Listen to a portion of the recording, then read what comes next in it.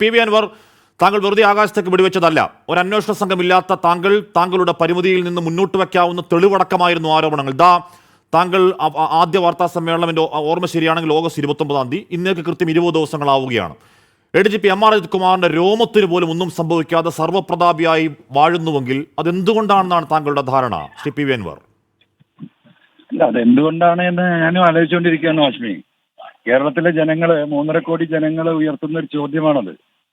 അതേ ചോദ്യത്തിൽ ഞാനും ആ 3.5 കോടി ജനങ്ങളുടെ ഒപ്പം നിന്നുകൊണ്ട് ഞാനും ആലോചിക്കുകയാണ്, എന്താണ് ഈ കാര്യങ്ങൾ ഇപ്പോഴും ഈ രീതിയിൽ പോകുന്നതെന്ന്. അതിന് ഇപ്പൊ എനിക്ക് പെട്ടെന്ന് ഉത്തരം പറയുന്നതിന് ചെറിയ പ്രയാസങ്ങളുണ്ട്. We will wait and see.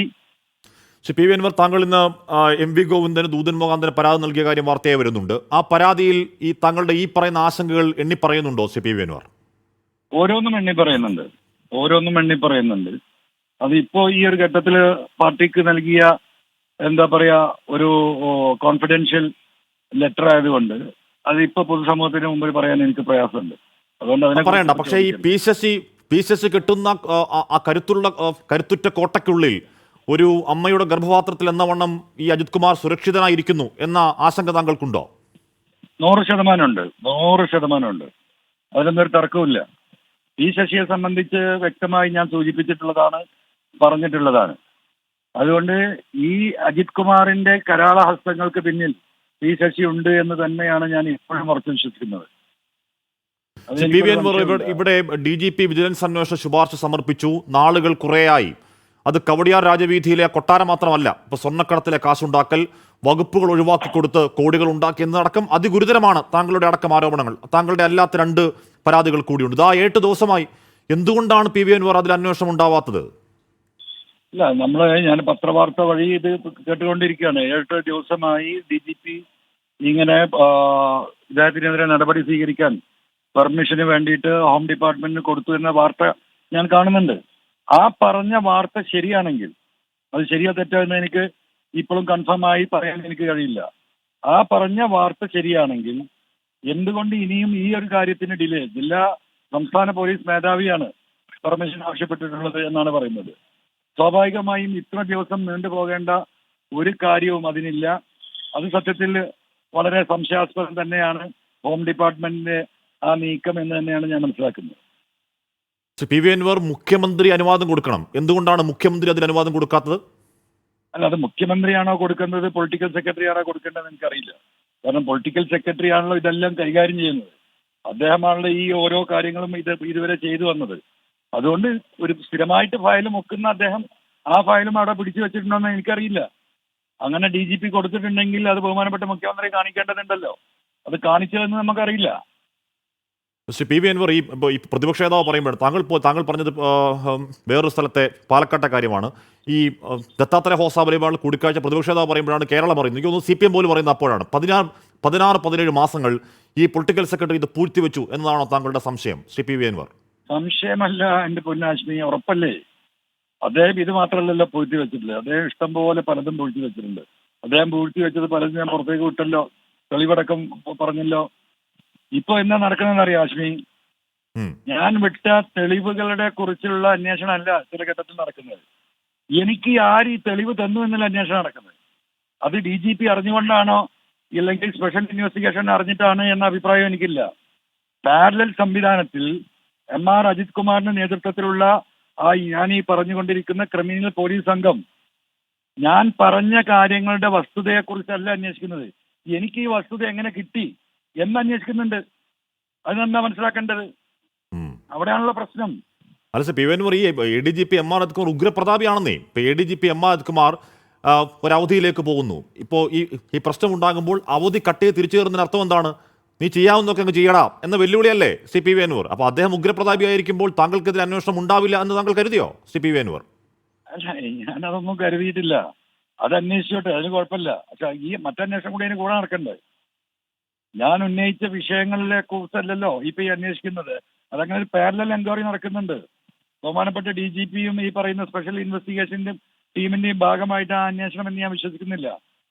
പക്ഷേ ഈ MR അജിത് കുമാറിന്റെ നേതൃത്വത്തിലുള്ള ഒരു പാരലൽ പോലീസ് ഇൻവെസ്റ്റിഗേഷൻ നടത്തിക്കൊണ്ടിരിക്കുന്നത് ഞാൻ ഈ പുറത്തുവിട്ട വിവരങ്ങളൊക്കെ എങ്ങനെ എനിക്ക് കിട്ടി എന്നുള്ളതാണ്. അപ്പൊ അതെന്താ സൂചിപ്പിക്കുന്നത്? കേരളത്തിൽ ജനങ്ങൾ അറിയട്ടെ ഇങ്ങനെയൊക്കെയാണ് ഈ കാര്യങ്ങൾ പോകുന്നതെന്ന്.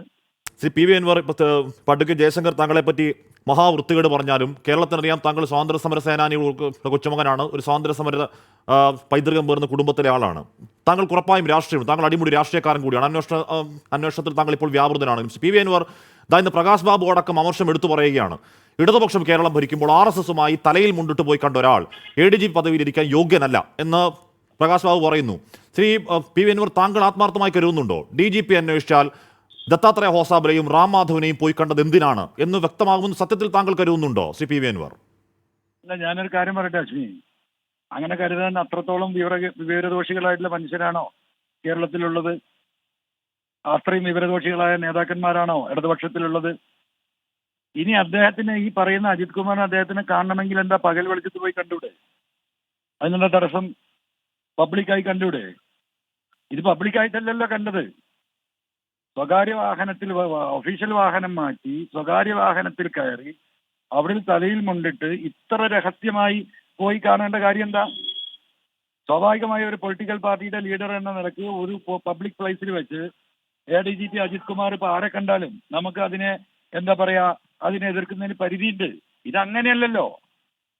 എന്തിനാണ് ഈ ഒളിച്ചുകളി? ഒളിച്ചു പോയിട്ടല്ലേ ഈ കാര്യങ്ങൾ മുഴുവൻ ചെയ്തിട്ടുള്ളത്. പിന്നെ അദ്ദേഹം തന്നെ അഡ്മിറ്റ് ചെയ്തു. അദ്ദേഹം അഡ്മിറ്റ് ചെയ്ത സ്ഥിതിക്ക് സ്വാഭാവികമായിട്ട് നടപടി സ്വീകരിക്കണ്ടേ? P V Anvar LDF convener എന്താണ്? LDF കൺവീനർ ചിരകാല എന്താണ് ദീർഘകാലത്തിൽ ഇടതുപക്ഷ രാഷ്ട്രീയത്തിൽ അടിയുറച്ച് വിശ്വസിക്കുന്ന ആളാണ്. LDF എക്കാലത്തും CPM എക്കാലത്തും ശത്രുപക്ഷത്ത് നിർത്തുന്ന RSS എന്ന ഐഡിയോളജി, RSS നേതാക്കളെ പോയി കണ്ട കൂടിക്കാഴ്ച അല്ല പ്രശ്നം. അവിടെ സംസാരിച്ചത് എന്താണെന്നാണ് പ്രശ്നം. എന്നിതാ ഇന്നും പറയണം LDF കൺവീനർ. അതെന്ത് ഇടതുപക്ഷ രാഷ്ട്രീയമാണ് പി വി അൻവർ? അല്ല, അതെനിക്കറിയില്ല, ഞാനത് കേട്ടില്ല ലക്ഷ്മി. എനിക്ക് എന്റെ കാര്യമേ പറയാൻ സാധിക്കുള്ളൂ. മറ്റുള്ള കാര്യങ്ങൾ എന്നോട് പരിധി വിട്ട് ചോദിച്ചിട്ട് കാര്യമില്ല. അതിന് ഞാൻ ഇപ്പൊ മറുപടി പറയില്ല. ഒറ്റ കാര്യം കൂടി പി വി അൻവർ, ഞാൻ ഇപ്പോൾ പറയുന്നത് ഈ സമയവും ADGP കസേരയിൽ ഉഗ്രപ്രതാപിയായി അവിടെ തുടരുന്നു ADGP M R Ajith Kumar. പോലീസിന്റെ ദൈനംദിന പ്രവർത്തനങ്ങൾ ADGP M R Ajith Kumar ഇടപെടുന്നു.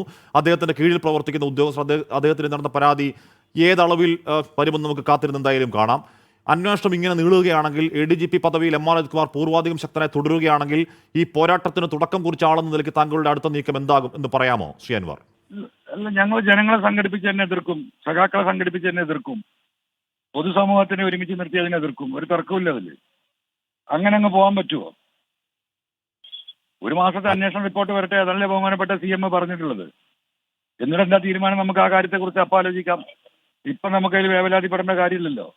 ഞാനതിൽ വളരെ പോസിറ്റീവായിട്ടാണ് നിൽക്കുന്നത്.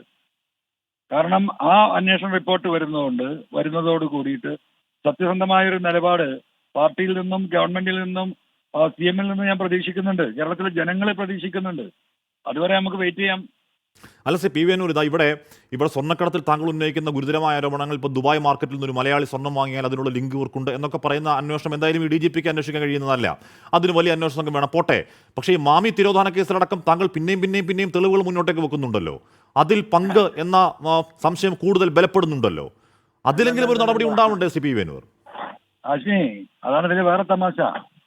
അതായത് ഈ 13 മാസമായി ഈ എം ആർ അജിത് കുമാറിന്റെ കീഴിലുള്ള പോലീസ് ഉദ്യോഗസ്ഥർ അവർ ഈ കേസ് അന്വേഷിച്ചു. എവിടെയും എത്താതെ ആയപ്പോ മാമിയുടെ കുടുംബം കഴിഞ്ഞ ജൂൺ 9 ഈ വർഷം, അതായത് 2 മാസങ്ങൾക്ക് മുമ്പ് ബഹുമാനപ്പെട്ട മുഖ്യമന്ത്രിയെ കണ്ട് കുടുംബാംഗങ്ങളും ഈ പറയുന്ന ആക്ഷൻ കമ്മിറ്റി ഭാരവാഹികളും പോയി CM-നെ കണ്ട് CM വളരെ വിശദമായി കാര്യങ്ങൾ കേട്ടു. അവരോട് പറഞ്ഞു ഇതിന് ഒരു തീരുമാനമുണ്ടാകും എന്ന് അദ്ദേഹം പറഞ്ഞുകൊണ്ട് ക്രൈംബ്രാഞ്ചിന് കേസ് കൈമാറാൻ ഞാനിതാ ഉത്തരവിടുന്നു എന്ന് പറഞ്ഞ് CM അതിൽ കുറിപ്പെഴുതി ഇവർ കൊടുത്ത പരാതിയിൽ. അങ്ങനെ അവർ സമാധാനത്തിൽ തിരിച്ചു വന്നു. ജൂൺ 14 16 അവർക്കൊരു ഉത്തരവ് കിട്ടുകയാണ്. എന്താ ഉത്തരവ്? ബഹുമാനപ്പെട്ട മുഖ്യമന്ത്രി പറഞ്ഞ ഇവരിന്ന് പോയിട്ടുണ്ടായിരുന്ന മാമിയുടെ കുടുംബാംഗങ്ങൾക്കും ആക്ഷൻ കൗൺസിലിനും ബഹുമാനപ്പെട്ട മുഖ്യമന്ത്രി കൊടുത്ത ഉറപ്പിനെ മറികടന്ന് ഈ പറയുന്ന എം ആർ അജിത് കുമാർ ഒരു പുതിയ SIT ടീമിനെ ഉണ്ടാക്കുകയാണ്, സ്പെഷ്യൽ ഇൻവെസ്റ്റിഗേഷൻ ടീം. ക്രൈംബ്രാഞ്ചിന് കൊടുത്തില്ല. മാത്രമല്ല, ഈ കേസ് അന്വേഷിച്ച് എം ആർ അജിത് കുമാറിനോട് താളത്തിന് തുള്ളിയ ഉദ്യോഗസ്ഥന്മാരാണ് മുഴുവനും. പിന്നെ അതിനൊരു പുതിയ തലവനെ വെച്ചു. ആരാന്നറിയോ? ഈ മലപ്പുറം SP കോഴിക്കോട് കേസ് അന്വേഷിക്കാനേ. പിന്നെ വേറൊരാളെ വെച്ചു. അതാരാന്നറിയോ? വയനാട്ടിലെ ഒരു DYSP. ഇങ്ങനെ ഈ കുടുംബത്തെയും ആ പറയുന്ന ആക്ഷൻ കമ്മിറ്റിയെയും ഇദ്ദേഹം കബളിപ്പിച്ചു. അതിനുശേഷമാണ് ബഹുമാനപ്പെട്ട മുഖ്യമന്ത്രിയെ കണ്ട് ഇപ്പൊ ഞാൻ ഈ കൊടുത്ത പരാതിയിൽ ഈ വിഷയം മുഖ്യമന്ത്രിയെ ധരിപ്പിച്ചത്. അങ്ങനെയാണ് ബഹുമാനപ്പെട്ട മുഖ്യമന്ത്രി സ്റ്റേറ്റ് ക്രൈംബ്രാഞ്ചിന് കേസ് കൈമാറാൻ തീരുമാനിക്കുകയും അത് ഓർഡർ ആകുകയും ചെയ്തു. അതിന്റെ അടിസ്ഥാനത്തിൽ ക്രൈംബ്രാഞ്ച് കേസ് അന്വേഷിച്ചു. ആരാ അന്വേഷിച്ചിരുന്നത്? കോഴിക്കോട് ക്രൈംബ്രാഞ്ച് ഐ ജിക്കായിരുന്നു ഉത്തരവാദിത്തം, പ്രകാശ് IPS. അദ്ദേഹത്തിന്റെ കീഴുദ്യോഗസ്ഥൻ ജില്ലാ ക്രൈംബ്രാഞ്ച് ഓഫീസറാണ്. കോഴിക്കോട് ജില്ലാ ക്രൈംബ്രാഞ്ചിലെ SP ഇല്ല, അദ്ദേഹം ലീവിലാണ്, അദ്ദേഹം ട്രെയിനിങ്ങിന് പോയിരിക്കുകയാണ്. അപ്പൊ എന്തായി? മലപ്പുറത്തെ ക്രൈംബ്രാഞ്ച് SP ആയിരുന്ന വിക്രമിന് ചുമതല കൊടുത്തു. വിക്രം ആരാണെന്ന് കേരളത്തിലെ കുറ്റാന്വേഷണവുമായി ബന്ധപ്പെട്ട എല്ലാവർക്കും അറിയാം, ആശ്മിക്കും അറിയുന്നുണ്ടാവും.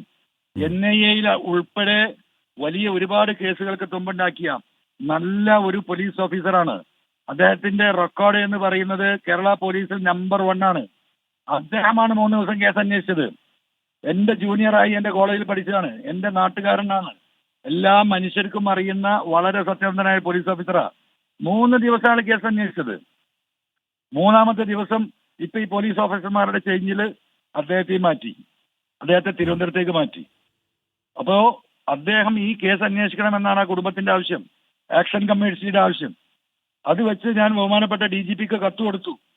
ഈ കുടുംബവും ആക്ഷൻ കൗൺസിലും കോഴിക്കോട് CPM-ന്റെ സകല നേതാക്കന്മാരെയും പോയി കണ്ടു, LDF കൺവീനറെ കണ്ടു, പാർട്ടി സെക്രട്ടറിയെ കണ്ടു, ബഹുമാനപ്പെട്ട മുഖ്യമന്ത്രിക്ക് ഒരു കത്തയച്ചു, ബഹുമാനപ്പെട്ട കോഴിക്കോടിനെ പ്രതിനിധീകരിക്കുന്ന മന്ത്രി റിയാസിന് ഒരു കത്ത് കൊടുത്തു. എന്താ കത്ത് കൊടുത്തത്?